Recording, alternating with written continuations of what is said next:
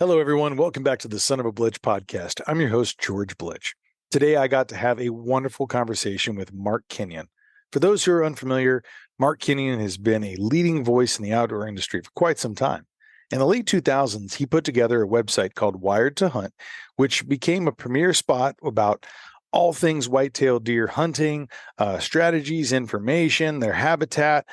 He was putting out blogs. He was filming some episodes of his hunts. And then that kind of grew to him emerging into the podcast space as one of the leading podcasters in the outdoor industry. WiredToHunt has been around since 2014. This podcast is about to hit its 700th episode this fall. They're putting out 3 a week now. There's so much going on there. Some wonderful people. His guest lists have just been phenomenal. And it's no wonder that grew to get him some more attention, where eventually, he crossed paths with Steven Rinella from MeatEater, and they decided to do some work together. They brought Mark into the fold, and he became a MeatEater crew member.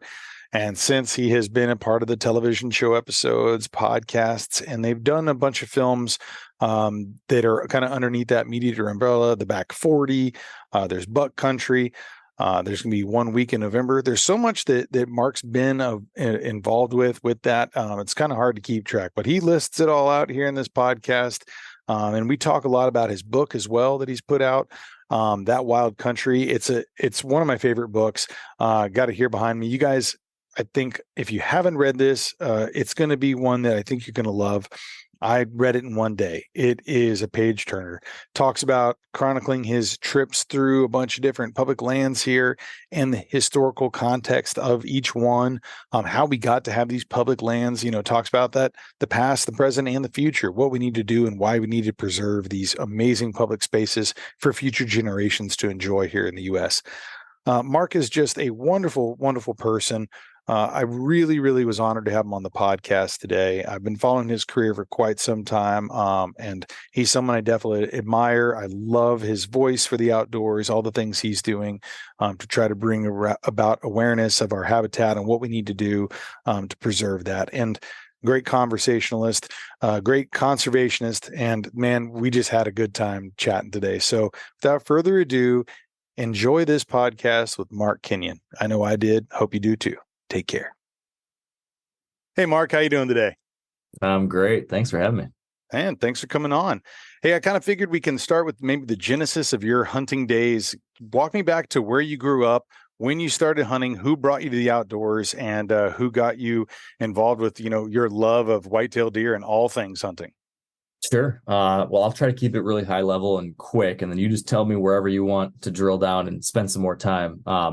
But the story started as far back as I can remember. Probably age 3 is when I went to deer camp for the first time, and continued coming ever since. So my grandpa, kind of the patriarch of the family, and then my father grew up underneath him, learning to hunt and fish, and that's just kind of what our family always did. So that was in Michigan, and we'd always go up to our cabin every fall hunting for gun season, fishing all summer, various lakes, rivers across the state. So I kind of had that throughout my whole childhood, and then fast forward into, my early adult years, I kind of took it to the next level. So once I kind of jumped off from home base, I would say like my early years, it was, what I kind of refer to as like domesticated outdoors activities. We'd go to deer camp, but it was like you go for opening weekend and you sit next to a tree.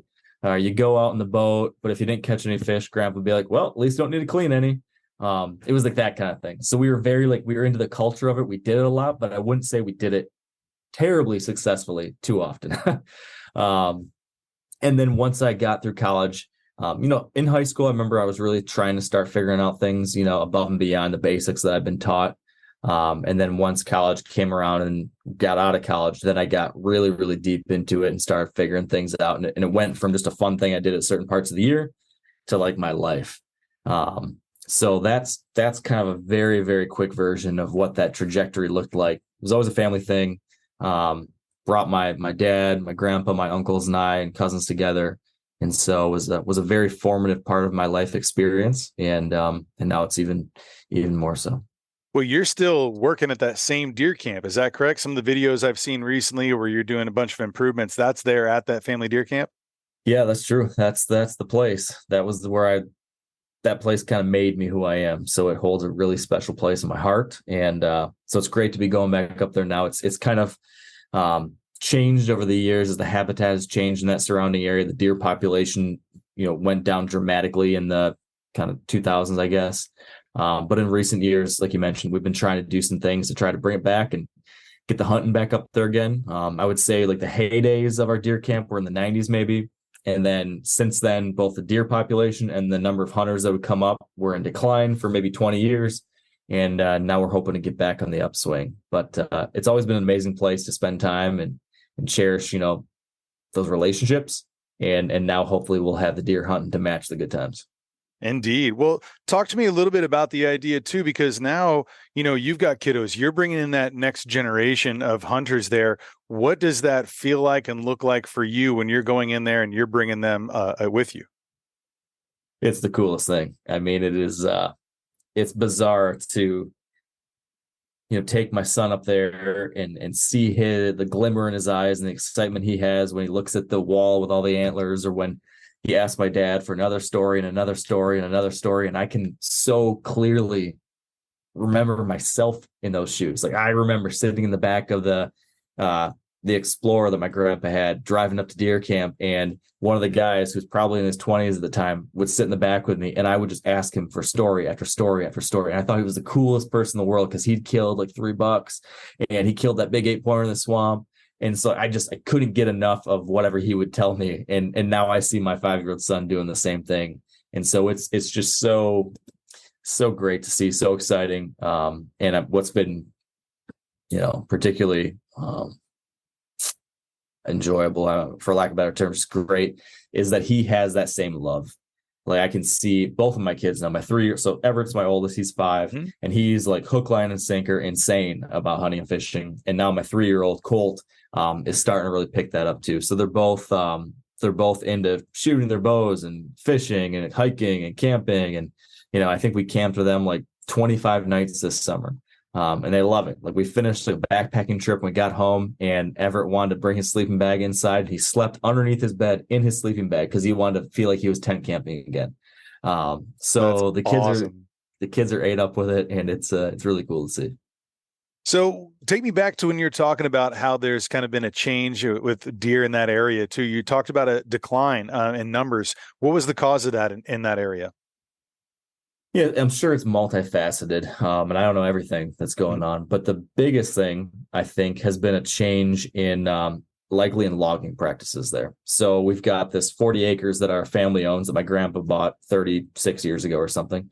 And that is tucked into like thousands of acres of public land, state land. And that land was pretty aggressively logged in the past. And I think that did a couple things. The biggest thing being it made a whole lot of great food for deer. So there's a whole lot of edge, a lot of great bedding, a lot of great forage. And as a lot of that forest has matured, now you have just a whole lot more big, old, mature forest where there's very little understory. So very little food, very little cover. And already you've got this is in the northern part of the state. So there's already tough winters, tough habitat. There's not a lot of ag, almost no ag in the area. So they don't have those types of food sources. They have tough environmental conditions. So if you take away the logging, which created essentially ag fields, but by way of native vegetation, there just isn't the food to support a lot of deer. So you take that out of the equation. I think that was a big part of why population has dropped. And then I think another thing, and this wasn't so much a habitat thing, but maybe just like a cultural thing. Back in the 80s and 90s, there was a lot more hunters up there, and a lot of hunters with low standards. And so with that being the case, like there was just deer being pushed all over the place, and hunters were shooting everything. And so there was a lot of people up there. They were all pushing deer around. And so our family would have like 3 or 4 bucks on the buck pole, and they're a bunch of, they're 1-year-olds and 2-year-olds, but everyone was thrilled about that. And there's hunters walking over the state land. So there's a lot of stuff going on. But as the forest matured, deer population started going down. As deer population started going down, then hunter numbers started going down. So when you stopped having hunters pushing deer around and you have fewer deer around, and then you've got my family, which maybe just had not updated their hunting tactics, that led to like a long period of time where like our strategies were not matching the new reality on the ground. So we went through like a 20-year period there where like 2 deer were killed, or whatever it was, and all sorts of other things. But that I think is part of what was going on. So now what's happening is we, and then actually a lot of neighbors, are now all starting to realize, okay, we can improve things. So there's a lot more people now, managing their timber. There's people now planting food plots, creating openings, getting some ag out there. So there's a lot more food in the ground. I think we're starting to see the bounce back of larger deer populations. A number of years ago, there were antler point restrictions put in place in this part of Michigan, which I think has helped a little bit to get some younger bucks through. And so yeah, all of those things are pointing in the right direction. So we're excited to see how this year goes. We're more prepared than ever before this year. We've done more good work up there than ever, and I'm very excited about it. That's great. Now, is this going to be mainly a bow hunting spot for you? Is there, 40 acres, are you doing any rifle hunting, muzzleloader? Is there anything going on like that? Or is it kind of strictly you're up in a tree? So it'll be a little both. Yeah. The plan is we're actually going to we're going to make a film up there this year in October, with me helping my dad try to kill his first deer with archer equipment up there. Cool. So really all of the work we did, all the setup I did this summer has all been setting up for him, to help him get a deer up there. And so yeah, we've got 4 different setups created with him with ground blinds and these different food plots and different timber work we did kind of set up for like a late October bow hunt. But then I'll be going back for gun season and maybe a late season muzzleloader hunt or something with my boys. And we'll certainly do some gun hunting up there too. But it's, it's small, it's 40 acres, but what's nice is that there is the public land that we're adjacent to. So, I grew up hunting that public land more than I hunted our actual 40 acres. I never hunted our 40 acres. My grandpa hunted one part of the 40 acres. Well, grandpa kind of claimed all the 40 acres, and then the rest of us wanted the public land now that I think about it. So now it's a little different now, but yeah, we're making some small changes on a portion of our private, and it's nice though to be able to roam around and explore that public as well. Sure. Well, speaking of public lands and exploring and making, a lot of the different changes and upgrades around that area, you've been doing the Working for Wildlife tour out in public lands. I know that I just talked with Lindsey Thomas Jr. with National Deer Association, and we kind of chatted a little bit about that and some of the work you're doing there in that tour. Can you go ahead and expand on exactly what all you're doing? I know you have a couple dates left. You've already done some. Maybe if you can kind of give us a little review on what you've done so far and what the main goals of that Working for Wildlife tour really is. Sure. Well, I think there's a few things going on, and one thing I think that I've noticed is that it's easy as someone who cares about wildlife, as someone who cares about public lands, as someone who goes out and enjoys those things. If you pay attention to the news these days, or recent years, there's plenty of bad news about what's going on with this critter here, this species here, this piece of public land there, this environmental catastrophe here. There's plenty of bad news out there, and it's easy sometimes to get disheartened, like, geez, everything's going to hell. And whenever I find myself getting bummed out about something like that, or worried about some new bill in Congress that's going to be bad for hunting or bad for deer, or bad for public lands, whatever it is, I try to remind myself that the greatest cure for depression is action. Yep. And so with that in mind, I've personally been trying to find more ways to personally take action in support of the things I care about, and also how to encourage or help inform or inspire other people to do that too. And so that is kind of the context for what then led me to the idea for the Working for Wildlife tour, which is that when it comes to taking action for hunters and anglers for the places we care about, there are opportunities to take action to protect public lands, to improve public lands, to do something good for deer, fish, critters of all kinds. There's a lot of public land volunteer events out there, but they don't get a lot of publicity. You don't really hear about them unless you're very tapped into the specific organization that's doing it. And I got to thinking, like, geez, there's all these events all over the place, but they don't get attended very well. Not a lot of people know about them. What if I could figure out a way to shine a spotlight on that and help people realize, like, hey, there's some good things going on, and it's fun to be a part of it. And here's how to do it, or here's where to find information, or here's an opportunity to do it. So I launched the Working for Wildlife tour, which was a tour that I went on this year and am going on this year, where I'm visiting and shining a spotlight on 6 different public land volunteer days across the country that I'm going to and participating in myself, and encouraging folks in those regions to come on out and join me, to come out and let's work on this piece of public land in Massachusetts, or let's go up to this part of northern Idaho, or let's meet up in Missouri. Let's do something good on the ground today that's going to make the land better for deer or turkeys or fish or quail or whatever it is. And we're going to do it. We're going to have a good time. We're going to spend some time afterwards, socialize and have a beer, tell some stories, take some pictures, whatever it is, and really celebrate this shared love that we have for hunting and fishing and the outdoors, and do some good stuff at the same time. And so the tour is just a way to tell that story to a larger audience, hopefully, and inspire and encourage people to participate in that. And if they can't make it to those 6 events, maybe this will bring the idea to their attention, and they'll want to find something else in their neck of the woods to be a part of as well. So we've done 4. There's 2 more coming up. There's one on September 23rd in Mississippi, and another one on October 15th in Kentucky. Those will be really fun events, and it's been a blast. Do you see yourself doing this next year and kind of continuing on this as a tradition and kind of like a yearly tour? Yeah, I'm hoping that it's something we can expand next year to not involve just myself, but hopefully some other folks on the MeatEater team. Yep. I probably can't do all of them. Being gone 6 extra weekends on top of all my other hunting work travel has been hard. So I'm hoping I can get some backup and get some support so we can kind of spread it out and hopefully do more events total next year.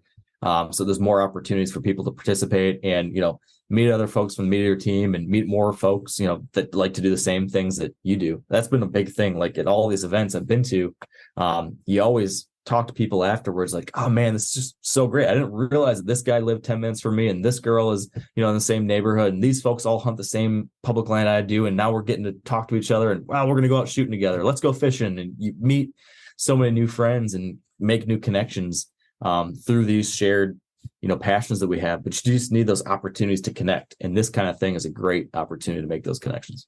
No, it really sounds like it, man. It brings a lot of the similar minded folks together, and, you never know what can build from that. You're talking about working with your neighbors and improvements on your, adjacent properties. And then you get people around that. You never know. It's a wildlife management, association of all these folks, and can just build. So it's definitely wonderful to see those kinds of things come together, man. It's a great, great pinch point for getting those folks. I kind of wanted to, while we're talking about public land, you wrote a book, That Wild Country: Epic Journey Through Past, Present, and Future of America's Public Lands. And I wanted to just kind of talk about the idea of when you decided to create this book, and if you can kind of walk through people who may not be familiar, what all it entails, also where people can get it, and what was your mission with writing that, and kind of what was it that you wanted to leave behind with that reader, as far as kind of maybe some action items or what that you wanted them to absorb when you wrote that. Sure. So at the time that this all came together, I was running WiredToHunt, which was a deer hunting website and a deer hunting podcast and YouTube channel, all that kind of stuff. And I talked about a number of different conservation topics within the sphere of the deer hunting world across those platforms. But I was feeling a growing need to try to do something more, to try to make more of a positive impact when it came to these things that I cared so much about, kind of going back to these themes that we talked about earlier. And as I was feeling that pull to figure out how can I do more, there was also this growing threat to public lands, and public lands are something that I've, my whole life loved, but didn't necessarily understand a whole lot about. But I was now learning, that these places that I grew up hunting, these places that I've fallen in love with as an adult, exploring, hiking, backpacking, climbing, whatever, these national parks or forests or wilderness areas, there were serious threats to them. These places were not guaranteed forever. These places could be taken away, or they could be degraded. These opportunities might not be there for my kids or grandkids unless we stopped some of these things. And so as I was realizing that, and as I was having this inner desire to do something more, I saw an opportunity to kind of merge those two things. So seeing there's this threat to public lands, which I care about so much, and I have this desire to do more of a positive, be more of a positive have a positive role in this landscape of the hunting and fishing and outdoor world. And then third, I love books, and I've always wanted to write a book, and that was something that had been kind of on the to-do list. Someday I wanted to write a book. I saw that this would be the perfect opportunity to do that, as I personally wanted to learn more about public lands. I'd use them, but I never understood how we got them. I never understood what it took to get to this point, or how they're managed, or any of that led us up to this point. So I had this personal passion to try to figure that stuff out and explore it myself, and also simultaneously realizing that if we want to stop these threats, if we want to keep these places around, I'm not the only one who has to learn about this stuff. We need to get the general public to really get up to speed on all this, because if I don't understand the context, being someone who's like very tapped into this and whose career it is to be involved with the outdoors and public lands, there's probably a whole lot of people who have zero idea other than the fact like, oh, Yellowstone's a place and I went there once and saw bear. So that was the impetus for the idea for the book. That's why I wanted to write it. And this was, somewhere in that like 2016-ish time period, I think, when that was all coming together. And then it was a years long process of getting a book agent and a book deal, and then going out and doing all the trips and doing all the writing and research and all that kind of stuff. But the book itself is, as you mentioned, it's about the past, that being like how we got our public lands, what this whole journey was that led America to having, more than 600 million acres of federal public lands and hundreds of millions more acres of state and county public lands. So how we got to have these things, how are they managed? What's the controversy? Why are they controversial in some ways? How do they get taken care of? Who's responsible for them? And then all that leading up to where are we now? Like, what's going on with them now? What are the threats facing these places now? What does the future look like for these places? And so that was like the informational narrative or through line of the book. But to explore those topics, I wanted to ground them in personal experiences. So I decided to go out and travel the country and explore these public places myself, hiking, backpacking, rafting, hunting, fishing, doing all sorts of crazy stuff out on these places, and really, ground truthing the things that I was talking about in the book. So the book is a series of public land adventures through which you learn about the past, present, and future of our public lands. Well, it's a phenomenal book, man. I mean, it was, I literally read it in one night. I was just opening it up. I was fascinated. I loved the historical nature of a lot of the educational things that came about. I loved your thread of going through there, and you with your wife and different journeys you guys took, fly fish. I could put myself in all these pictures and these great places all across the country. And I just found it to be a fascinating read. I'm really excited you wrote it. And I think that anybody who wants to learn more about public land, and especially the history, and just read also a fun book. I mean, it's a neat journey to take with you. And where is the best place for folks to get that? Are you selling that on your site? Is that on MeatEater site as well? Yes. So Amazon is the easiest place probably. But MeatEater, the MeatEater store does sometimes have signed copies. And I think we still have some signed copies in stock. So if you want an autographed version, check the MeatEater store. They might still have them. If not, Amazon is the go-to. Cool. And now speaking of kind of like the idea, and I was thinking about your website, I mentioned WiredToHunt, and I was kind of probably maybe should have led with that in the idea of kind of giving a chronological order, but you started this site and then also your podcast. I know your podcast you started in 2014, kind of talking about your 2013 season. So, you're kind of in you're that 10th year here working on that. And when did you start the website? And kind of, did you have a background in, your journalistic ways and writing? Like, because you obviously are a wonderful writer. And I was curious about that transition of like, you're in college and you're out, and then the trajectory of kind of getting into this outdoor space and being a leading voice in it these days. So I was just kind of curious about how that formed and when that idea was like, I'm going to take this to that next level and, produce a site and blogs and podcasts and such. Yeah. So I did not have a background in this stuff, actually. As I said, grew up loving hunt and fish. The website, the WiredToHunt idea came about when I was in college. I was in an internship between my junior and senior year of college, and it was an advertising agency that I was working for in New York City. So I'm in Manhattan, living in a dorm room of Columbia University, as far away as you can get from the wilderness and hunting and fishing, and miserable. And like, I'm just wishing I was outside doing the stuff I love, but instead I'm in the concrete jungle, can't do this kind of stuff. And my job at this ad agency was working with bloggers to try to like promote our clients' products on their blogs. So this was back in 2008. Okay. And I'm realizing like, man, there's this, like, this is right when like people were just dabbling with Twitter and that Facebook was just kind of beginning and Instagram wasn't even around yet, I don't think. Yeah. And so it was very early days for all that kind of stuff. But I was like, you know what? Well, I could start a blog and I could write about deer hunting. And then maybe that's a way I could like scratch my itch. So I started that summer just as like a passion project to keep me busy and keep me engaged with deer hunting while I couldn't do it. Fast forward 1 year, and now I graduate college and I take a job at a big tech company based in Silicon Valley. And I am shipped out there to work that fall in California. And again, kind of same thing. I'm in the concrete jungle. I can't hunt. It's hunting season. I'm miserable working at this tech company. I'm like, what am I doing? You should have found some way to work in the hunting and fishing world.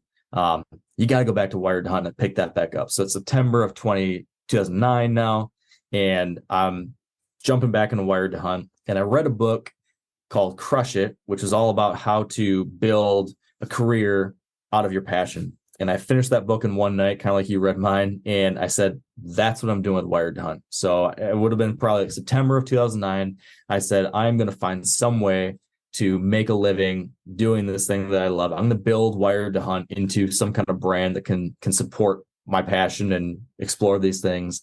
And from that point on, just worked my tail off nights and mornings and weekends. I didn't do much in California. I just worked on WiredToHunt because that was more fun than going to an art museum or something in San Francisco. And that's how WiredToHunt really started. And so it was a website, for a number of years in social media, and then started filming hunts and doing videos in like 2010 or 11, probably. So the YouTube channel. And then, like you mentioned, in 14, I launched the podcast. And so I guess it would have been the year prior. 2013 is when I quit my day job and went full time with it. So for 4 years, did it on the side with the day job. And then after that, quit in 13 and went full time and did that for another 5 years or something until the whole MeatEater thing came together. So how did that come together? How did was you and Steve kind of connecting, some other folks? Like, how did you become a part of, that MeatEater team? Yeah, so Steve and I had connected at some different events over those years between 13 and 17. He was speaking at a National Deer Association event that I was at. We had some drinks and talked, and he actually helped connect me with the person who eventually became my publishing agent. So he had some familiarity with my work. And I guess that all started because I cold emailed him and asked to produce a podcast for him. I was like, hey, man, I've got a very successful hunting podcast. You're great on Joe Rogan. You should have a podcast. I just, I try to show him all the things I'm doing to make myself seem like I was worthy of his time. And fortunately, he was kind of aware of what I was doing already. But he's like, hey, man, I appreciate it, but we're already doing a podcast. It's already in the works. Hasn't been released yet, but we're already doing it. But let's stay in touch. And so that's kind of how the relationship started. And then, years later, he just called me out of the blue. I was in Grand Teton National Park with my wife. I think we were like on one of these trips that ended up in the book. And he called me. He's like, hey, man, what are you doing first week of September? Well, I'm planning on deer hunting in Montana. He's like, well, I think you should go to Alaska instead and go caribou hunting with me. I was like, wow, okay, great. And then so he springs that on me. And then he calls me back the next day and says, oh, by the way, I'm also taking MeatEater from just a TV show and I'm going to make it into like a larger network with a whole bunch of like other people that do this kind of stuff. And I want you to be one of those people to do it with me. And so this was the fall of 2017. And so over the course of that fall, like, we had a lot more conversations. I went to Seattle and met with him and we talked about it. And this was before it was a thing yet. It was just Steve and the folks at the venture capital firm and like Giannis. And long story short, by winter of 2018, I decided to do it. So that effectively meant merging WiredToHunt into MeatEater and making, WiredToHunt like a subsidiary under the MeatEater umbrella. And that was, more than 5 years ago now, approaching 6.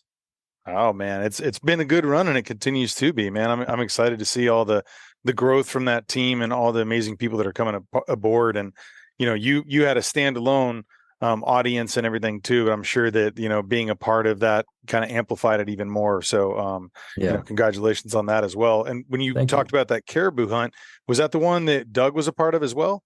Yeah. Yeah. That's the Okay. one. Okay. I figured as much. I was like, I don't know how many times y'all gone out, but so that was your first time, I guess, on film with them then? Yeah. Yes, it was. Yeah. Cool. That And was how many? quite the experience. That was Doug. He still tells me about that and how amazing that trip was for him, and a lot of the personal connections he had there too. And I was kind of curious too with that. How many times now have you been on an episode of as far as the the show itself? So we filmed that Alaskan hunt, which is 2 episodes, and then we filmed a Coos deer hunt in Mexico, which is 2 episodes, and then we filmed a Michigan deer hunt that actually never made it on TV because it just didn't go very well. And then that would be the extent of the MeatEater proper Netflix, and then we've done a bunch of YouTube stuff, of Right. course, with Steve and others, and then my own shows. And let's talk about the one that you were part of too, the Back 40. Can you tell people about what that was? Because I know at the very end, I mean, you kind of guys donated that land that was purchased. And let's talk about that and where that ended up and what your goal was with that. Because I know there was also some collaboration there. I know Doug came on as well, and Steve and everybody else there. Yeah, so the first show that I hosted for MeatEater was called Back 40, and the idea was to buy a little kind of raw farm in southern Michigan that had been farmed kind of to the bones for decades, and see if we could take this place and rebuild it into like a wildlife paradise. If we could approach the management of this property not just as a big buck factory, but also how do we think about this more holistically and focus on the larger biodiversity story? How can we make this place great, not just for bucks, but also pollinators, native species, turkeys, songbirds, small mammals, soil quality, microbes in your soil? How do you really look at the whole thing? Because there's a lot more out there than just deer, and it's all connected. And so that was a story we wanted to explore in tandem with this idea of sharing a landscape and helping educate new people. And so the idea of the show was to document the story of rebuilding this property while also bringing different people out to it to either share their insights about it so I could learn from them, or to share my insights with newer hunters. So you mentioned we brought Doug out to the farm. We brought, birders. We brought bee experts. We brought, land consultants of all sorts of different types. Jeff Sturgis, Jake Elinger, Doug Duran. We brought plant biologists. We brought, I can't even remember, a whole bunch of different people. And then also a handful of different new hunters who then I was showcasing like, hey, this is, we're teaching them about the habitat. We're teaching them about the deer behavior. We're teaching them about hunting. And so there's this kind of tandem storyline there. And so for 2 seasons, we did that. We worked on the property. We documented that story of building the property and then also hunting it with other folks and myself.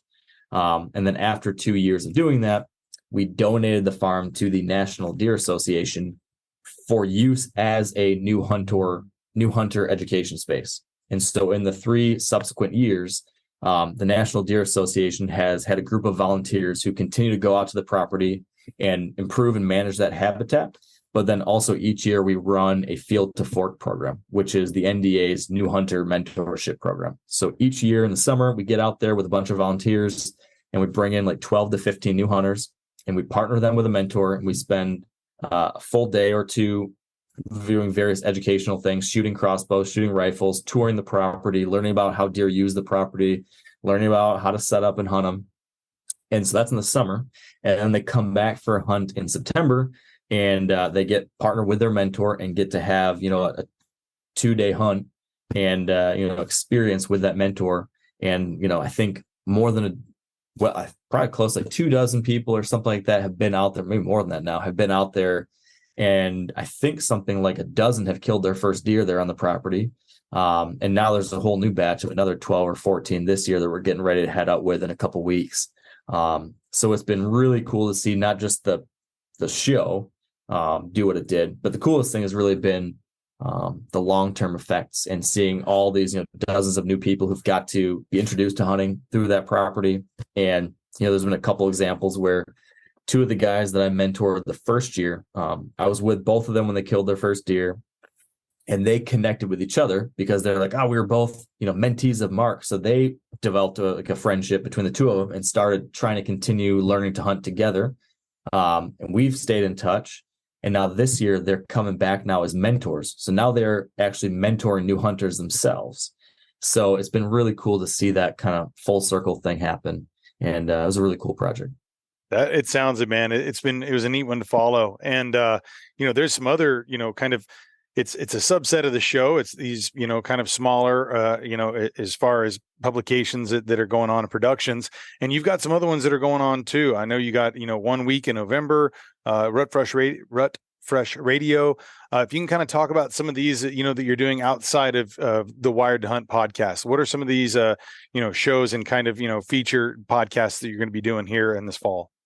Yeah, so there's a lot to keep track of. I know. I was curious about how you do that too. Let's start with that. Like, how are you able? Because you're spitting off dates, like you remember them. I don't know. Is there a calendar on the other side of the screen, or is this all in your brain here? Like, how are you able to keep track of all that you got going on?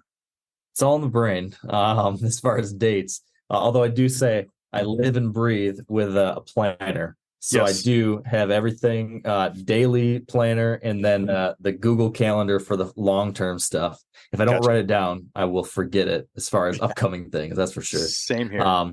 But yeah, we've got a lot of different projects in the works, and we've done a lot of cool things over the years. And it's fun. One of the great things about MeatEater is that we have a great team of people and resources to try things. So if we've got a cool idea, they'll oftentimes say, all right, just go do it. And they'll give you the resources and the people you need to go do that. So the back 40 is a perfect example. We were able to buy a farm. And that wasn't my own money. That was company money to buy a farm and do this thing. And then we didn't sell it and make a profit. We just gave it to a conservation organization. Right. That's pretty special. So that was cool. So the back 40 was that first show. I filmed another show. We've done 2 seasons of 1 week in November. Mm-hmm. So all these shows are on the MeatEater YouTube channel. That's where they premiere, and that's where they still live. And then reruns also run on the Sportsman channel and I think Outdoor channel as well. But so the second show is called 1 week in November. And that is a pretty cool show where we document one single week. The whole season of the show is just 1 week of hunting in November. 7 episodes cover 7 days. So the first episode is November 1. Second episode is November 2. And you're following along with myself and several other hunters. There was 3 other hunters in the first year, and now in season 2, which comes out possibly this week, I think there's 5 of us total. So it's myself. So this year's show will be myself, Tony Peterson, Spencer Newharth, Clay Newcomb, and Giannis Putelis. And so you're getting to see every day of our hunt across the country, right? So I'm in Nebraska, Giannis is in Wisconsin, Clay's in Oklahoma, Spencer's in Wyoming, so on. And so you're getting to see this picture of what the rut looks like across the country on the very same day, but in wildly different places. And you follow us day by day. So like I mentioned, season 1's already out. Season 2 comes out here in a matter of days. So that's one. And then another show I did, which was a single season run, but a pretty cool one. It's called Deer Country. Mm-hmm. And that was a 6 or 7 episode series where I went to different parts of the country and met with a regional expert. So for example, one of these was I went to Washington, D.C. and met with a guy named Taylor Chamberlain, who's an expert at urban deer hunting. It's like hunting in the suburbs, hunting in town. And so the idea was each episode I went to a different place like this, brand new to me. I'd spend a day with that expert, following along with them on a hunt, asking them all the questions like I would ask somebody on a podcast, learn as much as I can from them in that one day.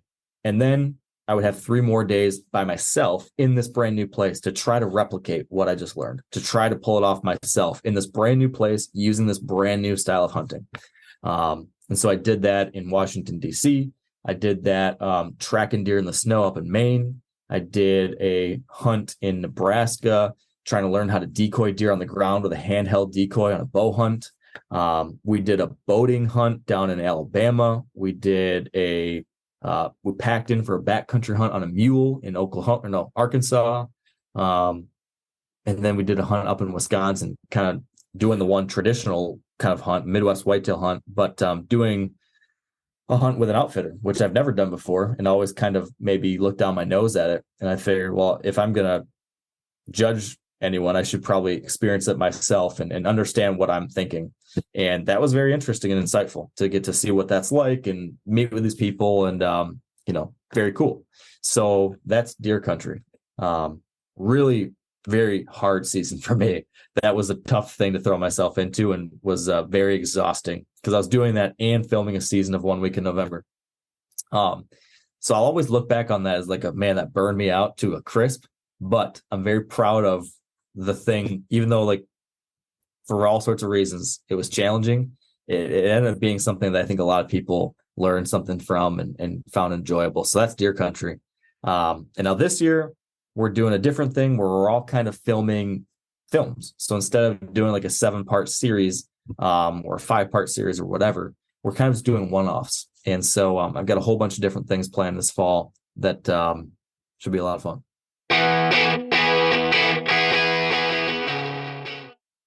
Hey, everybody. Just wanted to take a moment to tell you about Sharing the Land. For those unfamiliar, Sharing the Land is an initiative that was brought together by Doug Duran to bring land access seekers and landowners together to form these unions to be able to better benefit the property.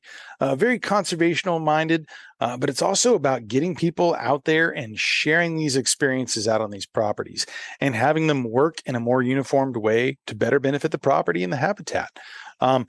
My company, Map My Ranch, which I work with Colin Williams, we make maps for people's properties all around the country, right? And one of the things that we do to be a part of this organization is we offer to make maps for the landowners.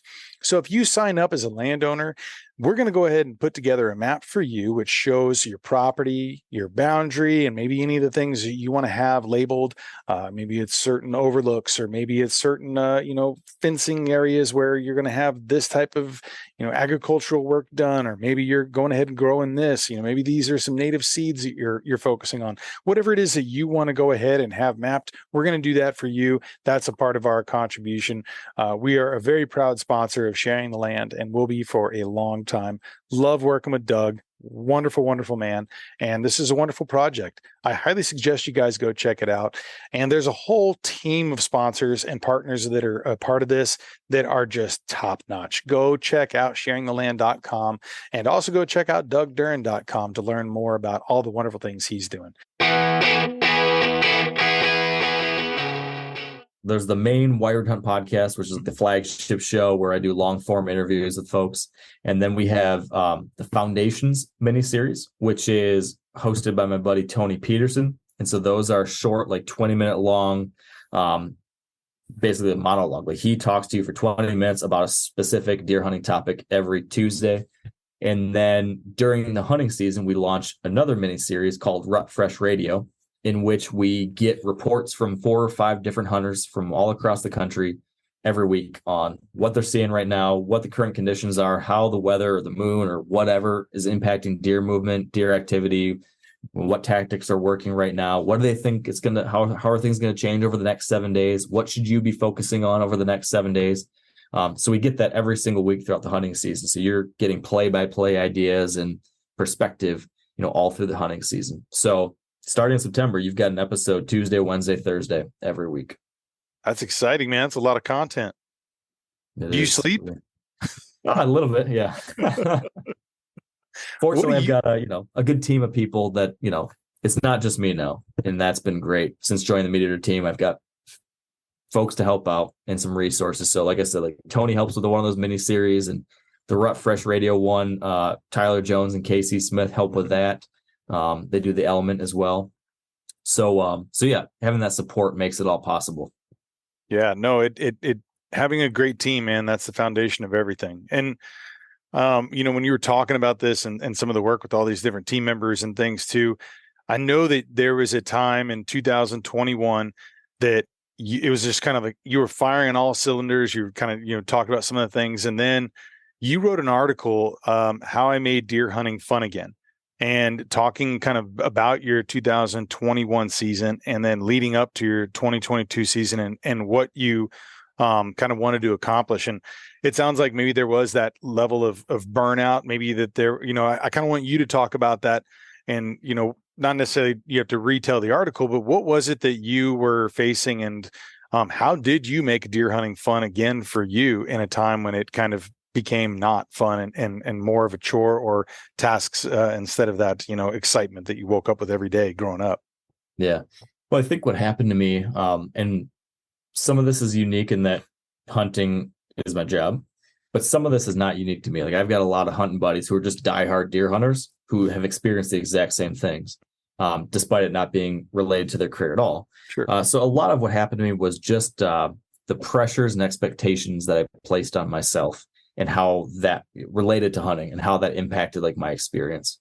So that is kind of like the core of all the problems that led to the burnout, in that, I put so much pressure to kill a certain caliber of deer or to kill a certain number of deer, to have some level of success because I felt like I was supposed to do that, or that I needed credibility, or that I had to prove myself to people. And because of that underlying thing, I would hunt crazy hours, crazy number of days. I'd travel. I did like 9 different states that year, 2021, while having a infant and a 3-year-old or something. And trying to do that while running these 3 podcasts and film 2 shows and write all the articles and do all these different things. And then I never felt like it was enough. I always felt like I wasn't doing good enough with all those things. And then constantly worrying about for all those reasons, because I'm chasing whatever expectations that I'm thinking I should have for myself and chasing whatever trophy or whatever. Then I'm not spending time with my family. I'm not spending time with friends. So all my hunting is just like, where can I go to maximize my chance to get the best content or to kill a big deer or whatever?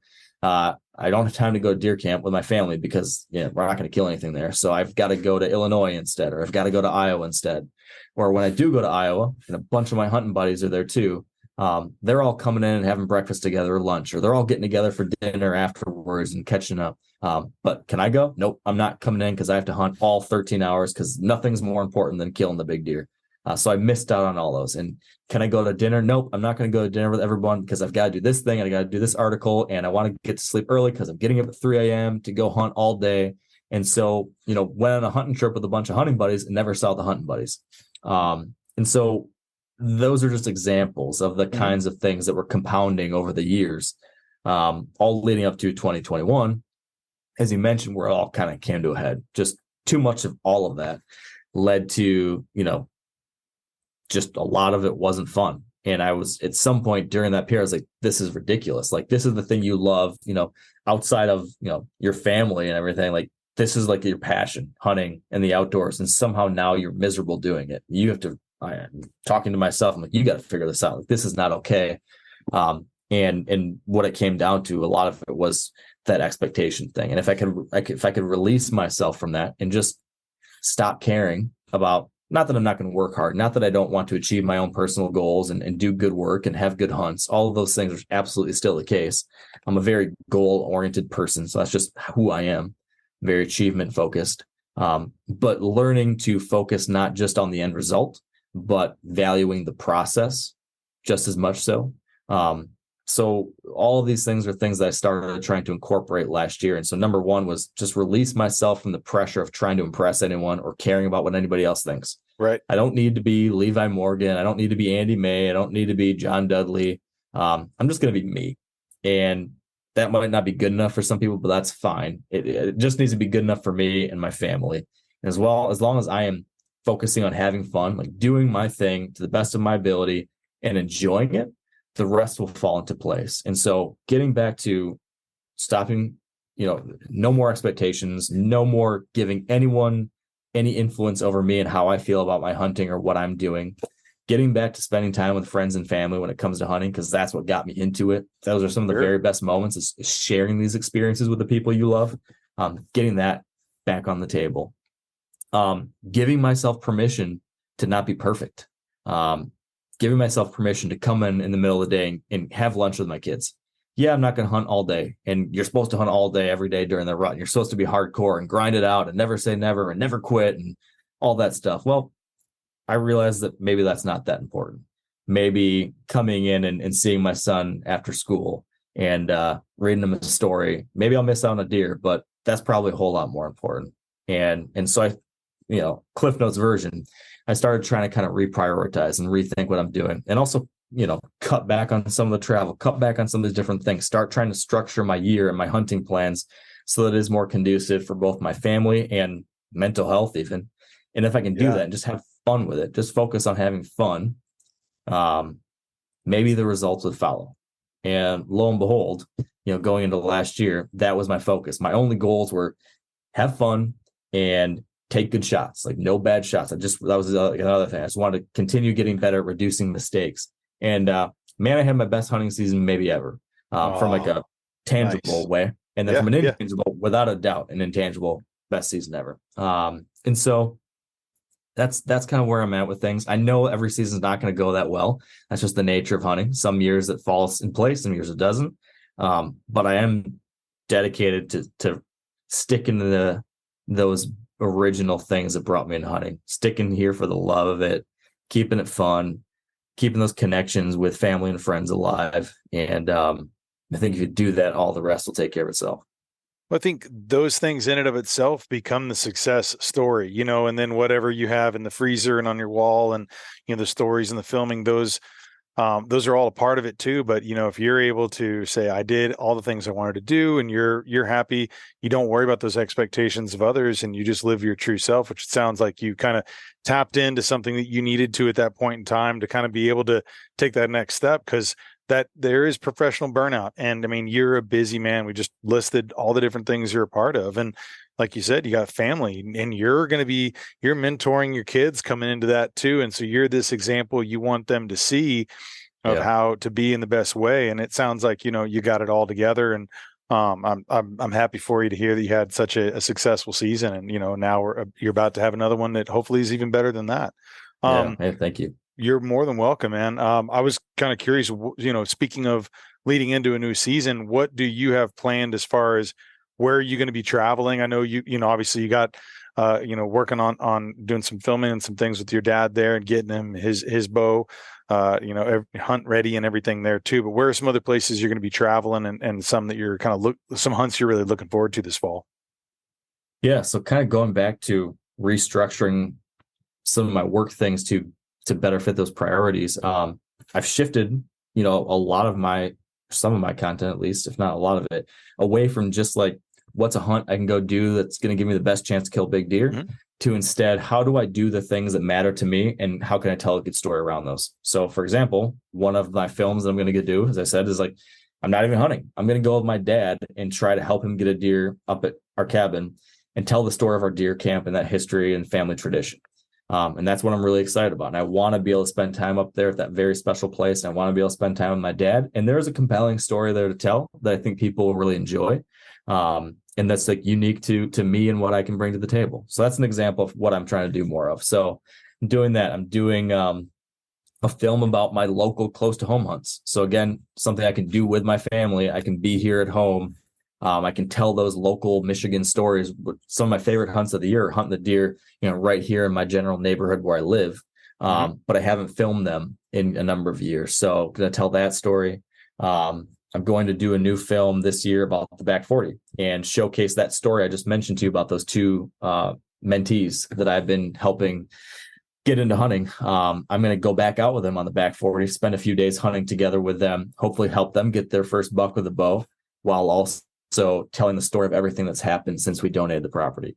So again, not even me hunting. One of my films will be helping some other people. And then my own, like that I will be doing, I'm taking 2 trips. One of them will be to Minnesota and Wisconsin. And that's going to be kind of this Upper Great Lakes road trip. Just kind of talking about back to what we just spent the last 10 minutes talking about, which is this whole epiphany I had in 2021 and the idea of just having fun. And I want this film to kind of talk about that journey that I went on where I kind of burned out and realized like I got to set aside the expectations and get back to just doing some things that are fun and having an experience and enjoying the landscape and people.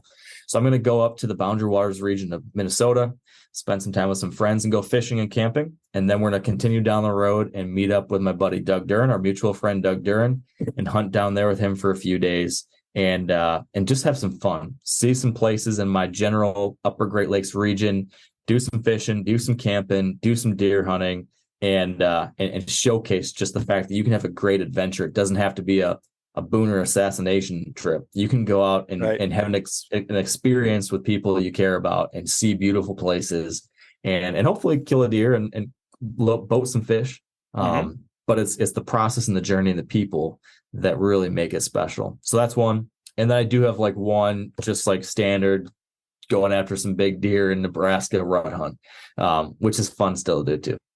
That's great, man. It sounds like a wonderful season. I like how you have a mixture of things there too and different projects. I think that'll keep it fresh for you, and especially, the ones that are going to hit close to home with working with your family there and, all that and being able to, hunt around your house and kind of keep your kids involved with, your experiences on a day to day. It's exciting stuff. Yeah. I've been approached with this with some friends, and I've always been curious, and I wanted to hear your take. When do you decide you're going to get your kids into hunting? I mean, I know that there's a progression that let's say you've already done, hunting, safety, firearm safety and everything. When do you feel is a good time? And I know it's maybe whenever the kid is ready, but do you have an idea of whenever you're going to get your kiddo behind, a rifle or to get in that first hunt, or maybe it's bow, maybe your kid's jumping onto that level already, but when do you think that you see that where y'all are going to be going in the stands or in the woods together? Yeah, so they're already going out in the woods with me, Right. from early age. So that's been building the foundation. My oldest started going turkey hunting with me when he was 2. Well, really, no, we were out walking around calling the birds when he was in my little chest pack, at 6 months or whatever, however old he was. But he was turkey hunting with me at 2. At 3 years old, he sat with me in the deer blind for the first time. And last year, 4, we went on like 8, 9, 10 hunts. So he was with me a lot, and that's very cool. So this year he's super gung ho. Is at 5. He thinks he can shoot a deer himself now. He's constantly like, Dad, I can do it. But I don't know. I'm not sure what the right age will be for him to do it himself. Both the boys this year, my youngest is going to go out with me for the first time too. He's going to get to go to deer camp for a day. And so we're going to do that together for a number of more years. To your point, I'm going to say the thing you didn't want me to say. It'll depend on when the child's ready. But, we don't have a minimum age anymore here in Michigan. Like when I was growing up, it was like 12 or 13, if I remember it, when I could bow hunt. And then it wasn't until I was like 16, I think maybe, that I could gun hunt, somewhere in that ballpark. So now it's just whenever the parent wants. Right. So I'm guessing somewhere between that 8 and 10 year range, maybe would maybe be whenever my oldest, brings a weapon with him. Mm-hmm. He's got a BB gun. He got a BB gun for his 5th birthday. He's a menace with it. He loves it. He's constantly taking it out and keeping the local bird population unnoticed. Yep. So he's definitely taken to that, and he loves shooting his bow. He wants a compound bow this year, so I think I'm going to get him one of those little kid compounds. Yeah. So he's well on his way, but I want to make sure he's mentally ready for it, and that we're just going to have to see. But I'm guessing someone in that 8 to 10 year range could be possible.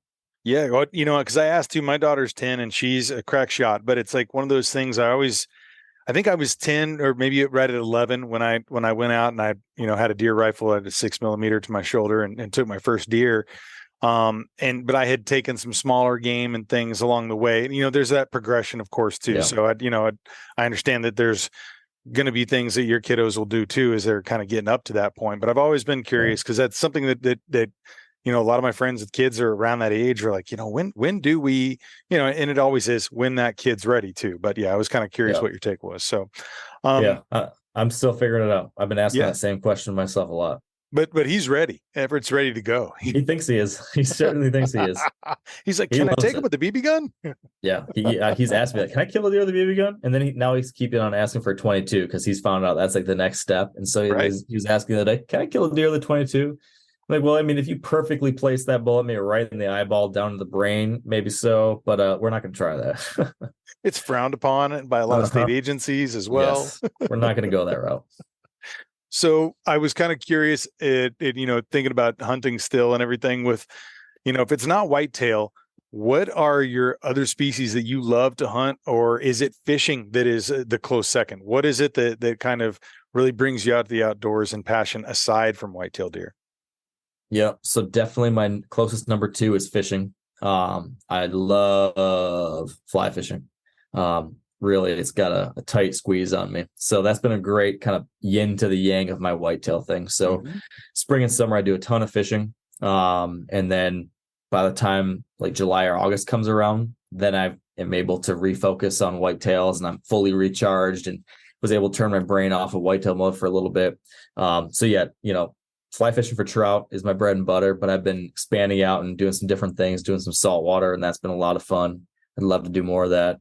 And as far as hunting, like I really enjoy turkey hunting. But I'm not that guy who goes and like travels all over the country turkey hunting. I'll kill a bird here in Michigan and some years go to one other state maybe. I'd like to do more elk hunting. I've hunted elk a good number of times, but haven't been able to the last few years because of all the deer show stuff I've been doing. But I miss that. I really enjoy that. So want to get some more elk hunts here in the near future too. That sounds wonderful, man. Good luck with that. And it's any time is out in the woods is a good time, no matter what you're chasing. But it's fun to kind of, I'm sure, switch it up for you. But you've hunted on, and I assume there's almost every state now. You're probably closing in on a list, right? Like, how many states have you hunted whitetail deer in now? It's a lot. It's not. There's more that I haven't. I had to figure out the number the other day for a video we did. It's something like 18 or 20 states, maybe somewhere in that ballpark. Wow. So yeah, I mean, I've seen a bunch, but there's a whole bunch still to visit. Yeah, more to do. Yeah. There was something that I remember listening very early on to your podcast. You talked about how your two favorite types of music were electronic music and country music. Is that still the case today? I would say that I don't think I have a favorite anymore, would be the answer. I would say like they have both maybe like went down a little bit and everything else has kind of come up a little bit. And now I just have a bunch of different stuff. So I do absolutely still like electronic dance music. I still like country, but I also like folk and indie. I like alternative rock. I like jazz and like old standards. Like it just depends on kind of like the mood and the time of year. Sure. Like the summer, we'll probably listen to a lot of country and then like folk. Also, where I am, so like when I go out, we spend a lot of time out west in Idaho and Wyoming, and I'm out there. It's either like maybe like Tyler Childers kind of stuff or Coulter Wall, kind of like country-ish. But then it also might be like folk rock out there. And then when I'm back here, like in the fall, like a lot of like it's dark early, there's a fire on, some Frank Sinatra just seems right for a lot of those days. And then EDM is great during hunting season when I'm trying to get like woken up and amped up in the morning heading out to hunt in the rut. Yeah. So I'm very eclectic musical taste. Well, you used to have a CD. Was it called Rut Rave? Didn't you have something that was kind of your pump up jam? Yeah. Do you still have that in a now digital format that you're turning back into? Every year since I started using Spotify, which was probably back in like, I don't know, somewhere in the mid-teens, I've had a rut and rave playlist every year. And so, yeah, I could go like I've threatened to share them online for people to check out. Because I do, like in October, I'll start like going through different EDM playlists and start pulling together my favorites for the year. And yes, I have those still to this day. You're going to have to send that to me. So I for 10 years toured around with an EDM band. We were a live drum and bass band. And so that was something that when I heard that, I was like, that's awesome. There's not a lot of other folks that I've met in the hunting industry that have a passion for EDM and also country music. I mean, here from Texas, I mean, that's kind of, it's they filter that into your bottle. It's something that you have to absorb. And but I have an eclectic group. So I was like, I bet you I'm going to be jamming to that rut rave mix. So you're going to have to share that playlist sometime, man. I got to hear it. I'll get that out there for you. Yeah. And if you still have a CD player, I'll send you one of mine, so you can hear that. I found an old, like the binders that you used to have of CDs. Oh yeah. And I was looking through that and I thought to myself, I don't want to get rid of these because it's so nostalgic, but I don't have a way to play it. Like, what do I do with these? Do I just hold on to them as like relics of the past? It's a tough choice because I took them from the case to moving into the binders, and I have them in the corner of my office over here. And there's like 1,000 of them in different binders and such. And I thought, what do? They're probably already corroded, and they're not playable, but I've digitized them all. And I'm like, do I recycle these? What do you do? I have no idea. But there's someday I'll have like some giveaway and like I'll just like ship that to someone and be like, why'd you do this? I don't know. Yeah. It's a new world. It is, man. Totally different growing up than what we Yeah. had. Even just like hearing that, I remember just like thinking about the idea of a CD. You know, how many people would be like, "What's that?" These days, you're like, Yeah. you don't even Yeah. know. You My don't kids remember are gonna like have no clue. or like the pencils rewinding and like the tape. The things that you learn as a kid that Yeah. they'll have no clue. No, no. Yeah. Yeah. The good old days. Well, speaking of the good old days, let's finish this out with I want you to talk about your legacy, what you want to leave behind, personally, professionally. I know you got a lot to choose from there, but like, what is it that you want to kind of be known for and remembered as, I remember someone talking about like the three things that you want on like your gravestone kind of the idea. Like, what are the three maybe main words you want people to remember, whether it's son, whether it's father, whether it's brother, friend. But more than that, if you can expand on your idea of, what it is that, you want to leave behind as your legacy. Yeah. I think this has evolved for me over the last, 15 years. Where originally it was just like I wanted to make a living doing what I love. And as we kind of alluded to with that story of my career trajectory and that like mid-teens kind of time period, 2015, 16, somewhere in there, I started, thinking more and more about, trying to make a difference. And that has continued to evolve to the point where now like my main legacy that I want to leave when I'm all said and done, at least professionally, is, I want to have made a large scale positive difference on the future of hunting, fishing, and wildlife and wild places. So I want to use my platform and whatever stuff I can bring to the table to make this place better than it was, and to hopefully, when people look back, I don't care if they think I'm the best deer hunter or that I was the best podcaster or I was, had the most YouTube views or anything like that. I would just like to be really impactful when it comes to the resource and to our tradition and our lifestyle. If that's the case, if my gravestone says that I made hunting, fishing, wildlife, and wild places better in a real significant, real meaningful way, professionally, that would be the legacy I'd like to leave. And then as far as being a parent and a husband, I just want to do as best as I can by my boys and my wife, and hopefully inspire them to continue that kind of work and be positive contributors to this wonderful world we have. All right. Great answers, Mark. Great answers. Thanks for sharing that. And, thanks for joining me today and kind of walking through your career and the different projects you got going on. It's been an honor to have you on. And, I encourage everybody to go and follow you and kind of check out all these shows. If we can just kind of give a recap, where can people learn about what you're doing? I mean, obviously Wired to Hunt and through MeatEater. Where are some other, channels and your socials, if you wouldn't mind giving those out? Yeah. So you can find the podcast anywhere podcasts are published. So Wired to Hunt will get you all of those sub-series. So if you subscribe to the main Wired Hunt podcast, those other two that I mentioned are all populated there. My Instagram handle is @WiredToHunt, and that's where I'm the most active when it comes to social media. Share a lot of different, updates from my own adventures and experiences and tips and segments from the podcast and different things like that. As far as my written articles and deer hunting content, things like that, themeateater.com is our site where all of my stuff's published. There is a Wired Hunt section of the MeatEater website, which has all of our like hardcore whitetail stuff. So definitely check that out. When you go there, you'll be prompted to join our Wired to Hunt weekly newsletter. So if you're a whitetail person, definitely sign up for that newsletter, because every week I send a little note about what's on my mind and then all of our latest whitetail content. So that's how to stay up to date on everything that's going on that side of things. And then the MeatEater YouTube channel is where all these different shows are that I mentioned and the new ones coming down the line. Well, great, man. Sounds like a lot of wonderful things to come. I've enjoyed all the content you put out thus in forth. And I want to encourage people also to go check out your book, That Wild Country. It's phenomenal. He told you where you can get it. I'll have links below for everything, for all your socials as well. And once again, Mark, thank you so much for joining. And I hope you have a wonderful, wonderful season, and can't wait to hear about your dad getting that bow buck there this year.